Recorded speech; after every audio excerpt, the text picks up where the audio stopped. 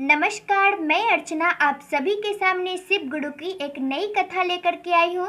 तो कृपया कथा को अंत तक जरूर सुनिए। कथा सुनाने से पहले आप सभी का शिव भक्ति भंडार यूट्यूब चैनल में बहुत बहुत स्वागत है। तो चलिए कथा शुरू करते हैं। कथा को अंत तक जरूर सुनिएगा। मुझे पूरा भरोसा है कि यह कथा आपके दिल को छू जाएगा। यह कथा बहुत ही सुंदर है और दिल को छूने वाली भी है। तो कथा शुरू करने से पहले मैं अपने शिव गुरु के श्री कमल चरणों में कोटि कोटि प्रणाम करती हूँ। जय शिव गुरु, हर हर महादेव, जय माँ पार्वती। तो चलिए बिना देर किए हुए कथा शुरू करते हैं। तो आज की हमारी यह कथा जो है एक बहुत ही दुखियारी शिष्या का है। दुखियारी वो बेचारी मन से थी, क्योंकि उसके पास किसी चीज की कोई कमी नहीं थी। धनवान तो वो अपने गांव की सबसे बड़ी थी। तो शिव गुरु की जो शिष्या थी वो अपने बचपन से ही शिव गुरु की शिष्या थी। वो एक शिव शिष्या थी क्योंकि उनकी दादी माँ सब शिव शिष्या थी। तो फिर ये भी शिव शिष्या बनी और फिर जब ये बड़ी हुई तो शिव गुरु की कृपा से, दया से, उनकी महिमा से जो है इनका बहुत ही बड़ा घर में, बहुत ही धनवान घर में विवाह हुआ। शिव गुरु की कृपा से शिव शिष्या की गृहस्थी जो है बहुत अच्छे से चल रही थी। उन्हें किसी चीज की कोई दिक्कत नहीं हो रही थी। लेकिन उनके विवाह के कई वर्ष बीत चुके, लेकिन उन्हें कोई संतान प्राप्ति नहीं हुई। शिव शिष्या जो है ना केवल सावन के सोमवार की बहुत सारे सोमवारी उपवास भी की, यहाँ तक कि 16 सोमवार का व्रत भी की, लेकिन हमारे शिव गुरु, हमारे भोलेनाथ जो है वो प्रसन्न होने का नाम ही नहीं ले रहे थे। अब भगवान की महिमा तो वही जाने आखिर वो क्या चाहते हैं। तो इस प्रकार शिव शिष्या का गोद अभी तक सुना था और फिर इस बात को लेकर के जो है सभी लोग बहुत परेशान थे। सभी लोग उम्मीद छोड़ चुके थे कि शिव शिष्या जो है वो कभी माँ भी बनेगी।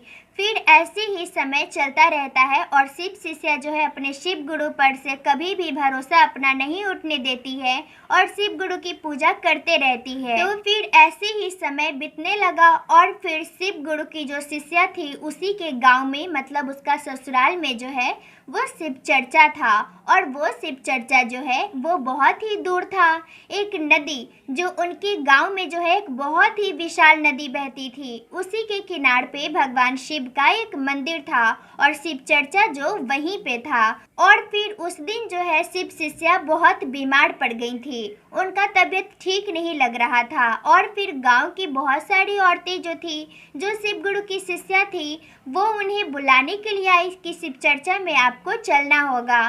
तो फिर शिव शिष्या तो बीमार थी, तो उसकी सासू माँ जो थी वो जाती है शिव चर्चा में। जब वो शिव चर्चा में जाती हैं तो फिर शिव चर्चा होता है और फिर अंत में जो है वो सब लोग, सारे शिव शिष्या लोग जो रहते हैं वो शिव गुरु से दया मांगते हैं। तो फिर शिव शिष्या की जो सासू माँ रहती है वो सोचती है कि मैं क्या मांगू, मेरे पास तो सब कुछ है और जो मेरे पास नहीं है वो तो शिव गुरु की जो परम प्रिय शिष्य है वो तो प्रतिदिन बेचारी वह मांगती ही रहती है, लेकिन शिव गुरु उसका पुकार नहीं सुनते हैं, तो मेरी पुकार क्या सुनेंगे।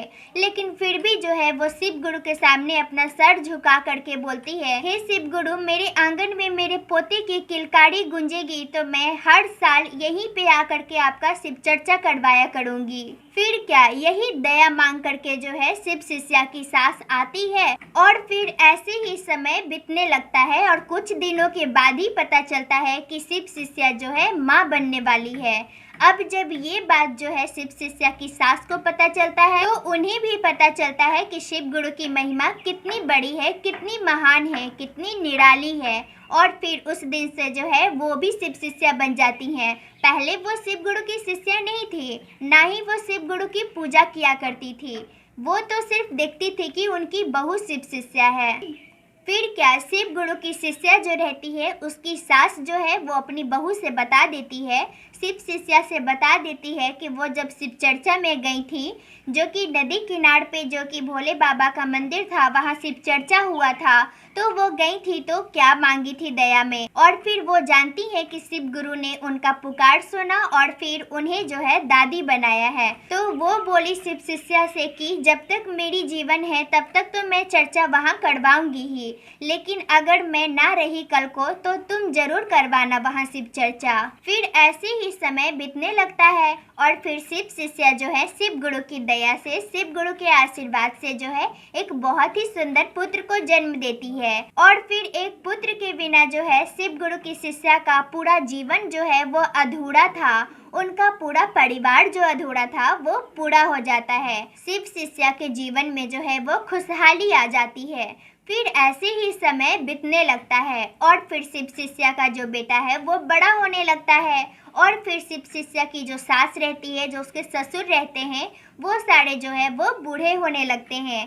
तो फिर देखते ही देखते जो है समय बीतने लगता है और समय का पता ही नहीं चलता है और फिर शिव शिष्या के सास और ससुर जो रहते हैं वो चल बसते हैं। शिव शिष्या की सास की जब मृत्यु हो गई तो फिर शिव शिष्या खुद ही वहां पर जाकर के शिव चर्चा करवाया करती थी, जहां की नदी किनारे पे भोलेनाथ का मंदिर था, वहीं पे हर साल जाकर के वो शिव चर्चा करवाती थी।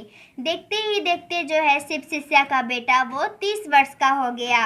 फिर शिव शिष्या जो है अपने बेटे की विवाह कर देती है और फिर उसके घर में उसके बेटे की जैसे ही सुंदर बहू आती है। अब शिव शिष्या के घर में उनकी बहू आती है जो कि भगवान को बिल्कुल भी नहीं मानती है, देवी देवता को बिल्कुल भी नहीं मानती है। वो तो उल्टा शिव शिष्या को ही समझाती थी कि शिव शिष्या की नई नवेली बहू जो रहती है वो बोलती है कि कहाँ माँ जी आप ये सब पूजा पाठ में लगी रहती हैं। वो बोलती है कि आज के समय में पूजा पाठ कहाँ, आज दुनिया जो है चांद पर जा रहा है और आप लोग जो है अंधविश्वास में जी रहे हैं। अब ये सब पूजा पाठ बहुत कर लिया आप लोगों ने, इसे अब बंद कीजिए। अब हमारी शिव गुरु की जो शिष्या रहती हैं वो देखती हैं कि चलो आजकल की पढ़ी लिखी बहू है तो फिर ऐसा बात करना जो है वो स्वाभाविक है और फिर वो अपनी बहू की बातों का बिल्कुल भी बुरा नहीं मानती हैं। शिव शिष्या की बहू तो नई जमाने की पढ़ी लिखी बहू थी, तो फिर वो भगवान में भरोसा बिल्कुल भी नहीं करती थी, लेकिन फिर भी शिव शिष्या जो है अपनी बहू को बहुत ही प्यार से समझाते थे कि बेटा तुम भी शिव गुरु को अपना गुरु बनाओ, उनकी शिष्या बनो। तो फिर शिव शिष्या की जो बहू रहती है वो बोलती है मुझे किस चीज की कमी है, मेरे पास तो इतना सारा धन है और फिर इतना बड़ा जो है हवेली है, ये सारा धन तो मेरा ही है और फिर इस गांव में तो मैं सबसे बड़ी हूँ, मैं सबसे अमीर हूँ, मैं सबसे धनवान हूँ, मुझे किस चीज़ की कमी है जो कि मैं आपकी तरह अंधविश्वास में जीना शुरू कर दूँ। आपने तो अपने बेटे को अपने जैसा बना ही लिया है और फिर मेरे पीछे भी पड़ी हुई हैं। मुझसे ये सब दूर ही रखिएगा। आप करती हैं पूजा, आप जाकर के करो, मैं मना नहीं कर रही हूँ, लेकिन मुझे जो है ये सब दोबारा नहीं बोलना। और फिर इस प्रकार से जब शिव शिष्या की बहू जो है शिव शिष्या को डांट फटकार करके जो है वहाँ से मुंह चमकाते हुए चली जाती है, तो ये सब जो है शिव शिष्या का बेटा देखता है। तो वो अपनी माँ से बोलता है कि माँ तुम पत्थर पे सिर क्यों पटक रही हो, उससे तुम्हारा ही सर फूटेगा। वो अपनी माँ को समझाता है कि माँ तुम बेकार में ही इतना परेशान होती हो, जब इसे समझना होगा तो समझ जाएगी, आप बेकार में इतना परेशान क्यों होती हो। फिर ऐसे ही जो है 1 साल बीत जाता है और पता ही नहीं चलता है और फिर जो है शिव शिष्या का बेटा का 31वां साल था और जब शिव शिष्या के बहू को पता चलता है कि उसके पति के लिए उसके जन्मदिन के अवसर पर जो है एक शिव चर्चा करवाया जाता है, वो जो है इस बात से बिल्कुल अनजान थी। जब शिव शिष्या की बहू को ये बात पता चलता है तो वो शिव शिष्या से पूछती है, अपनी सास से पूछती है कि माँ जी ये सब करवाने की क्या ज़रूरत है। तो फिर शिव शिष्या अपनी बहू को बताती है कि बेटा तुम्हारा पति जो है वो शिव गुरु का दिया हुआ आशीर्वाद है। वो अपनी बहू को बताती हैं कि कैसे उनके विवाह का कई वर्ष हो चुका था लेकिन उन्हें कोई संतान नहीं हुआ था। तो फिर उनकी सास जो है वो जाकर के वहाँ पे नदी किनारे पे जो भोले बाबा का मंदिर था वहाँ पे शिव चर्चा हुआ था, तो वो जाकर के ये मानी थी कि अगर उनके आंगन में जो है वो पोता पोती का किलकारी गूंजेगा तो फिर वो हर साल जो है वहाँ पे शिव चर्चा करवाएंगी। और फिर उसी समय से जो है हर साल शिव चर्चा होता आ रहा है। लेकिन ये सब बात से जो है वो शिव शिष्या की बहू को कोई मतलब नहीं था। फिर ऐसे ही जो है वो शिव चर्चा का दिन आ जाता है। मतलब कि जिस दिन शिव शिष्या का बेटा का 31 साल गिर रहा था, मतलब कि जिस दिन वो 31 साल का होने वाला था, वो दिन भी आ गया और उसी दिन शिव चर्चा था।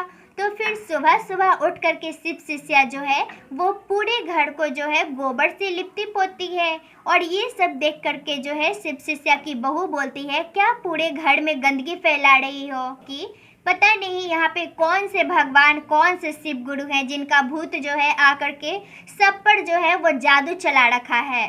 सबको तो कुछ दिखता ही नहीं है, जहाँ देखो बस पूजा पाठ चलता रहता है। तो उसकी बहू जो ये सब बातें धीरे धीरे बोल रही थी वो सुन लेती है और कहती है कि बेटा, अगर तुम्हें शिव गुरु पे भरोसा नहीं है, उनकी पूजा नहीं करना है तो ना करो, लेकिन इस प्रकार जो है वो मेरे शिव गुरु का अपमान नहीं करो। शिव शिष्या की बहू जो रहती है वो अपनी सास की बात सुनती है तो उसका गुस्सा जो है वो बहुत बढ़ जाता है और फिर जो है वो गुस्सा के मारे अपनी सास को 2-4 बातें सुना देती है और फिर चली जाती है।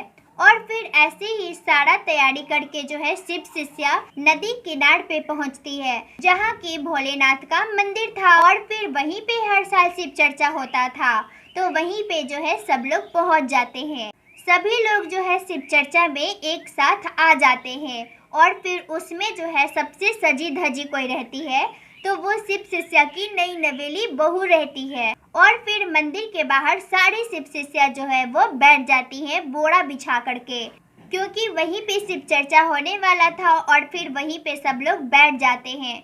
शिव शिष्या की जो बहू रहती है वो इधर उधर देखती है और बोलती है, क्या इस गंदगी में मुझे बैठना पड़ेगा? मैं तो नहीं बैठूंगी। वो सभी के सामने जो है अपनी सास को बोलने लगती है कि अगर मुझे पता रहता कि ऐसे यहाँ पे बैठना है तो मैं कभी भी नहीं आती। फिर क्या, शिव शिष्या जो है अपनी बहू की डांट फटकार सुन लेती है, लेकिन फिर भी जो है वो बहुत ही प्यार से अपनी बहू को बोलती है कि बेटा, भगवान के दरबार में ऐसे ही बैठना चाहिए। उसके बाद जो है शिव शिष्या एक अच्छा सा कपड़ा बिछा करके अपनी बहू को देती है, उसी पर जो है उसकी बहू बैठ जाती है और फिर शिव चर्चा शुरू होता है। फिर जब शिव चर्चा शुरू होता है तो वहाँ पे जो भी शिष्या भाई बहन जो भी बैठी हुई थी, जो भी गा रहे थे वहाँ पे, जो भी कथा सुना रहे थे, सुन रहे थे, सभी को जो है वो प्यास लगता है। तो फिर शिव शिष्या का बेटा जो है नदी में जाता है पानी लाने के लिए, लेकिन वो वापस आता ही नहीं है। सब लोग जो है वो बहुत ही परेशान कि कहाँ गया, अभी तक आया नहीं। तो फिर एक आदमी जो है वो जाकर के नदी किनारे पे देखता है, तो वो देखता है कि शिव शिष्या का जो बेटा है वो नदी में बहते बहते वो बीच में चला गया है और वो छटपटा रहा है, वो डूब रहा है, वो किसी को बुला रहा है, लेकिन वहाँ पे कोई भी नहीं जा सकता है क्योंकि नदी जो है वो बहुत ही गहरा था। वो व्यक्ति जैसे ही देखा तो वो चिल्लाने लगा और फिर सभी लोग जो शिव चर्चा में बैठे हुए थे एक एक करके वहाँ पे आने लगे। और फिर देखते ही देखते जो है शिव शिष्या का बेटा जो दिख रहा था नदी के बीच में, अब वहाँ से गायब हो जाता है और वहाँ का पानी भी जो है पूरा शांत हो जाता है। देखने में पानी अब ऐसे लगने लगता है कि जैसे कि इसमें एक पत्थर भी ना गिरा हो। पानी में कोई भी हलचल नहीं होता है, पानी बिल्कुल शांत हो जाता है। शिव शिष्या जब अपने बेटे को पानी में ऐसे डूबता हुआ अपने आंखों के सामने देखती है तो उनका कलेजा फट जाता है। वो जो है वो अपने छाती पीट पीट करके रोने लगती है अपने बेटे के लिए, क्योंकि उनका बेटा उनके सामने डूब गया। और फिर वो शिव गुरु को बहुत कोसने लगती हैं, शिव गुरु से बहुत शिकायत करने लगती हैं, शिव गुरु को बहुत ही बुरा भला बोलने लगती हैं। शिव शिष्या शिव गुरु को बोलने लगती है कि हे शिव गुरु, आखिर मेरी भक्ति में कौन सी कमी रह गई थी जो कि आपने मुझे इतना बड़ा दंड दिया है। सभी लोग नदी किनारे पे आ गए थे, लेकिन शिव शिष्या की बहू जो है वो बड़े ही आराम से बैठी हुई थी। जब वो रोने धोने की आवाज़ सुनती है तो वो सोचती है अब बाहर कौन मर गया जो सब इतना जोर जोर से रो रहा है। और फिर वो देखने के लिए बाहर आती है तो देखती है कि उसी की सास रो रही है।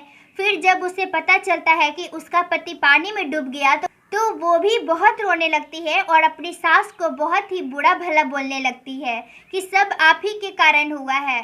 शिव शिष्या की बहू बोलती है कि मैं तो पहले से ही बोल रही थी कि इन अंधविश्वास में मत जियो, पर मेरी तो आपने सुनी नहीं और मेरे पति को भी मरवा दिया।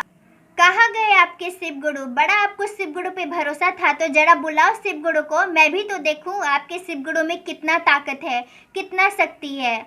और फिर ना जाने कितना बुरा भला जो है वो अपनी सास को सुनाने लगती है। और फिर इधर शिव शिष्या का हालत बहुत ही खराब हो चुका था। सही ही कहा गया है कि पूत भले ही कपूत हो जाए, लेकिन माता कभी कुमाता नहीं हो सकती है। भगवान को भी पृथ्वी लोक पर जन्म लेने के लिए एक माँ का सहारा लेना पड़ता है।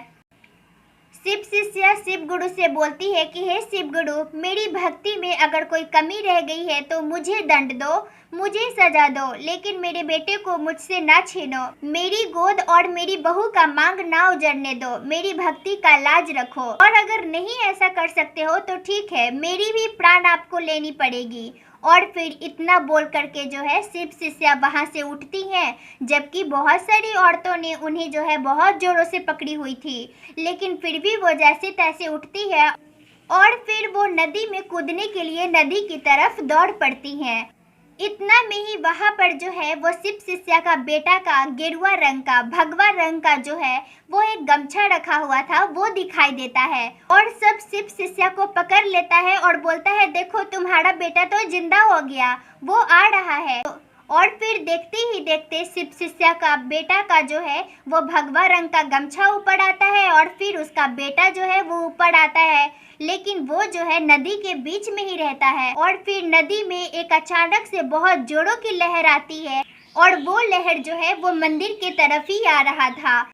और फिर देखते ही देखते जो है वो लहर के साथ जो है शिव शिष्या का बेटा नदी किनार पे आकर के लग जाता है और सब लोग जो है उसे बाहर निकालते हैं और फिर उसके शरीर में जो पानी चला गया था उसे सब लोग निकालते हैं। ये सब देख करके जो भी शिव गुरु के शिष्य वहाँ पर थे सभी लोग बहुत ही खुश होते हैं और शिव गुरु को धन्यवाद करते हैं।